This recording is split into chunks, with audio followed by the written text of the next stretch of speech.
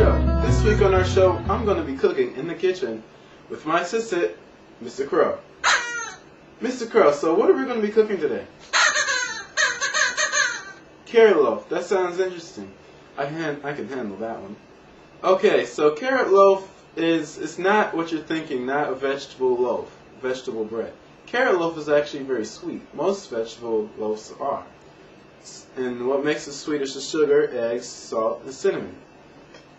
Okay, so what we add is 2 cups of carrots, 3 cups of flour, 2 cups of sugar, 2 eggs, a half tablespoon of baking powder, and a tablespoon of baking soda, a teaspoon of salt, and 3 teaspoons of cinnamon, and a cup of vegetable oil.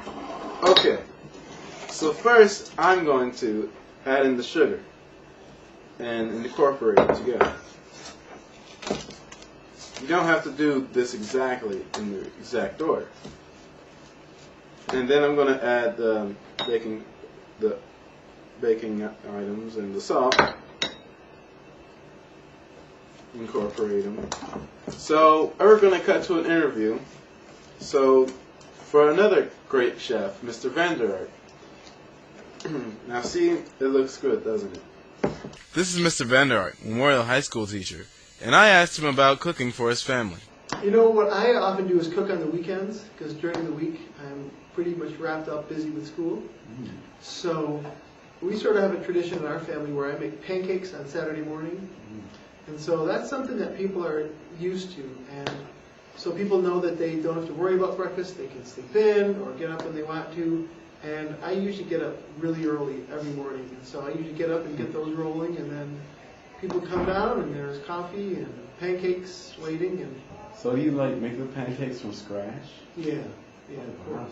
That's good. Not most people make it just from scratch. You know, if you make them, after you make them about 30 times or so, you start to get pretty quick at it. Yeah. And it's fun. Did you used to make anything when you were younger? Yeah, I suppose I was like many people before I was like I suppose many men before I was married. I had to cook more. I was always wrapped up with too many other things, going to school or something. But when you watch people who are really good cooks work with food, how they work with a knife, or just have a sense about food. I even watched somebody break up cheese yesterday, and it was obvious from watching him he had done it hundreds and hundreds of times, and he just really knew his way. So I think it'd be fun to work in a kitchen where you really had to just make tasks like that be second nature. This is Steve, Mr. Crow's friend. I asked him about cooking for his wife and 2 cats. Well, in our house, it's a little bit of a challenge, only because my wife's a little bit picky. There's some foods that she will eat, and a lot of foods she'll eat.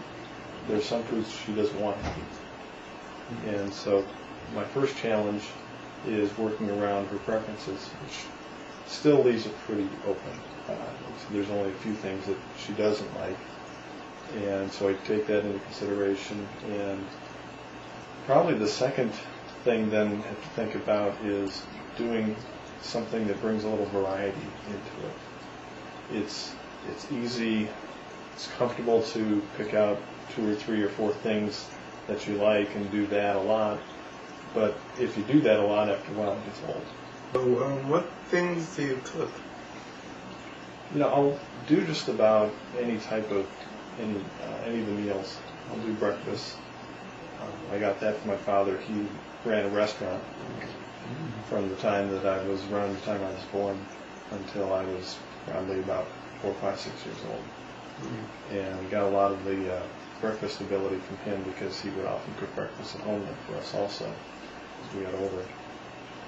But I'll often do some dinners, especially if my wife is working a little bit late or has some things going on and I'm the first one home. Then I'll usually get started and put something together for dinner. Do you have a favorite dish that you make? I used to, but I don't really know if I have a favorite anymore. Usually our favorite is whatever we try new that we like a lot. That becomes our favorite for the next, 6 months or so.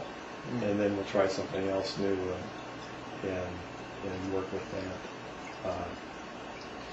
that.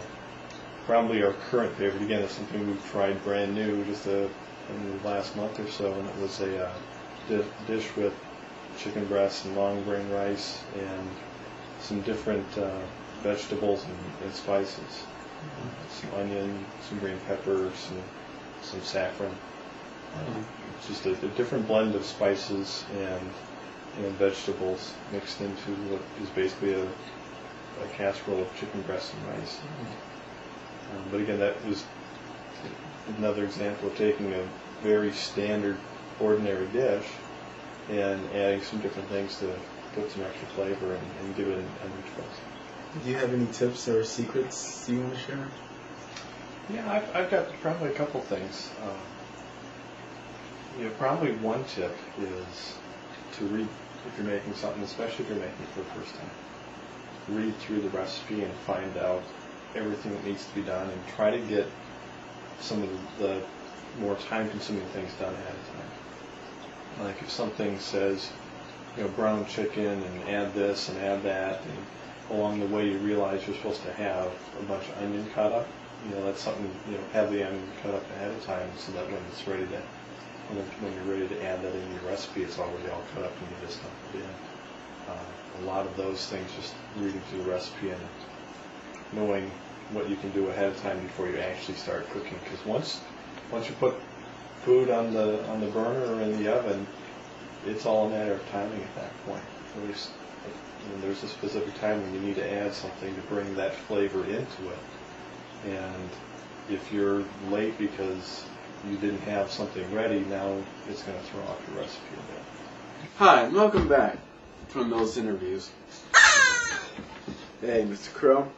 Can you hand me that loaf pan? Thanks. See, what you do is knead the dough, then get into a shape, loaf pan shape, make it easier to fit this in. Get most of it in. Then take it, slide it in the oven.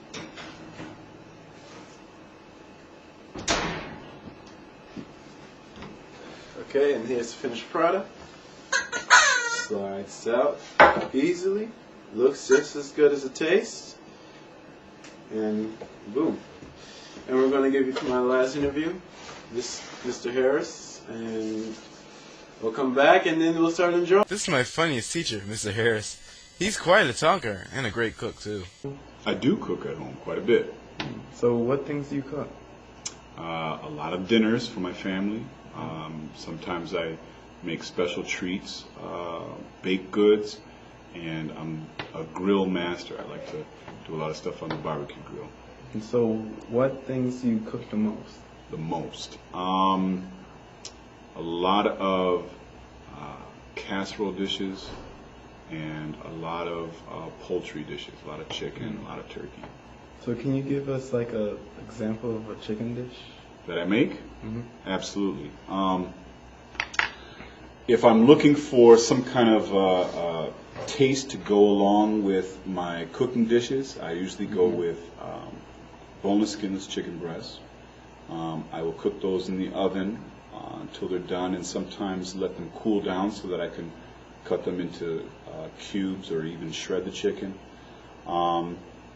One of the things that my family really loves happen to be my chicken enchiladas. So I make a cheese sauce on the stovetop, and I usually make the chicken in advance, shred the chicken up, and add the cheese sauce to the chicken along with black beans, chopped up minced chili peppers and items, and wrap those up in tortillas and cover with either the remaining cheese sauce or else like a red salsa of some sort, and bake that in the oven. Do you have like a favorite dish that you like personally? That I like personally? Mm-hmm. I have all kinds of favorite dishes. But one thing that I go crazy over are barbecue ribs or rib tips. And that's my weakness. So I indulge in those on a rarer occasion. We did that for my birthday, and every now and then when I get a chance to I'll go ahead and get some And ribs. you make them yourself? Sometimes I make them myself. Sometimes I order them. Like, how do you make them yourself, since that's a pretty hard dish to make? The ribs are made usually well in advance. You have to find a nice rack with meaty interior between the ribs. I usually go through by removing there's a white silver lining, a membrane, so I remove that. And then I have some secret vegetables that I chop on up along with some spices that I mix together. Put that all together and I spread that and rub that all over the ribs. Then I take 2 long sheets of foil, wrap up the ribs in the foil, place that into a dish, and let the dish sit in the refrigerator for 2 full days so it marinates and absorbs all the flavors of those vegetables and the seasonings and the salts and whatnot. Then I begin usually by putting it in the oven, baking those ribs for about an hour and a half till they get nice and tender. And then at that time I'm getting the charcoal going. I love the flavor of hardwoods from the charcoal. Slap those bad boys on the grill, and then I go and continue baking for another hour and a half to 2 hours, depending on how tender they become. When you start to see the meat come down off the bone portion of it, then you know they're starting to get done. And for the last 5 to 10 minutes, you really have to judge how hot your heat is on the charcoal. For the last 5 to 10 minutes of cooking, that's when I take my special sauce and I baste those ribs and let that flavor just kind of soak in on caramelize on the ribs. Do you have any tips or secrets for us? You want me to give you my secrets? Or any tips? What do you like to eat, Alex? Probably chicken. Chicken? Or turkey. Chicken or turkey? Ribs. Chicken, turkey, or ribs. Okay. One thing that people always forget is the importance of seasoning prior to actually cooking. And poultry has this aura, this mystique where people are grossed out by raw poultry. That's normal. So what you want to make sure you do is before you actually start cooking your chicken, you want to pour your seasoning. Lowry seasoning salt is a staple in our family. So that's one thing I always get away with, Lowry seasoning salt. Pour it into a little dish. Keep that dish on the side of your counter. And then when you take your cutting block, take the cutting block and put it on the counter and take saran wrap and cover the cutting block. So then you take your poultry, place it on that saran wrap, and you're not infecting your cutting block or your countertop with whatever people are afraid of, salmonella or whatever seasoning or whatever bacteria from raw chicken. Then you can reach into the dish where the seasoning salt is and sprinkle that and generously apply it to the chicken, and therefore you have not contaminated the cutting block, the counter, or your salt shaker. Okay?